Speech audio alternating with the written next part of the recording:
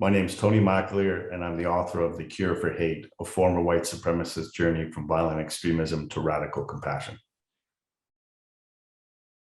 I grew up in a very affluent neighborhood in Vancouver and went to private school and all of that. And when I was 10, I walked in on my father with another woman, and that really rocked my world. My grades started to plummet. I went from an A/B student to a C/D student, and at the all-boys Catholic school I was going to at the time, they tried lots of carrots to get my grades up, and when that didn't work, they literally used the stick.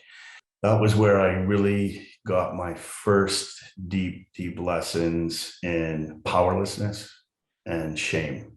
And I sort of rebelled against everything and everyone, and ended up in the punk scene and into the skinhead scene. And I remember my parents like, how what do you see in these guys? Like, you're this bright kid, you've got your whole world, you can do anything you want. Their capacity and reputation for violence terrified me, and it terrified everyone else. And that fear of them, I saw as power. And in order to have their protection, I had to have their respect. In order to have their respect, I had to engage in all the same acts of violence that they did. And for the first time in my life, people were afraid of me. And I was on the giving end of violence, not on the receiving end. And people often think that it's about the ideology. And while the ideology is important, there's deeper psychological drivers at play. And what I got from being with those guys and in that movement as it became politicized was power when I felt powerless, attention when I felt invisible, and acceptance and brotherhood when I felt unlovable. It wasn't just what I believed, it was my identity. Ideology and identity become intertwined, and it was who I was. And leaving that identity behind was very, very, very difficult. And I think the thing that broke the spell for me was the birth of my daughter. And I connected with another human being for the first time since I couldn't remember when. And in the months and years I followed, for the first time in my life, I started making decisions with someone other than myself in mind, because I was a complete narcissist and was completely self-absorbed with all the media attention. And my son, born 15 months later, through them, I was able to let my heart thaw, because up until this point, I was completely cut off from my heart, operating from ego and intellect.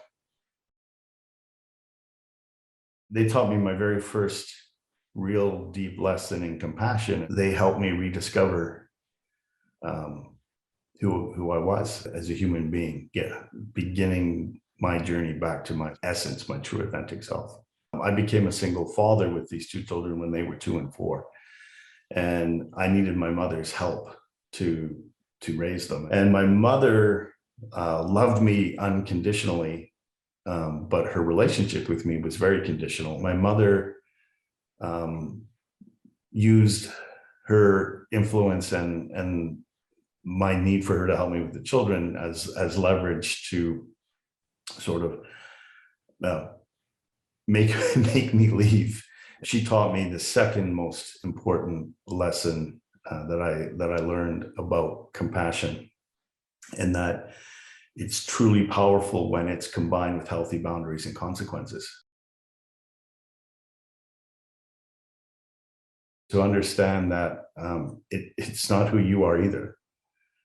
You know, we come to these places, these circumstances, and coping mechanisms and identity in order to deal with our pain. And the advice I would give is don't be afraid to be vulnerable and to go and get help and work through the pain and the wounds, to go on this remarkable journey of self-discovery to find out who you truly are. And I think it's one of the most difficult and challenging things a human being can do, is that journey inwards.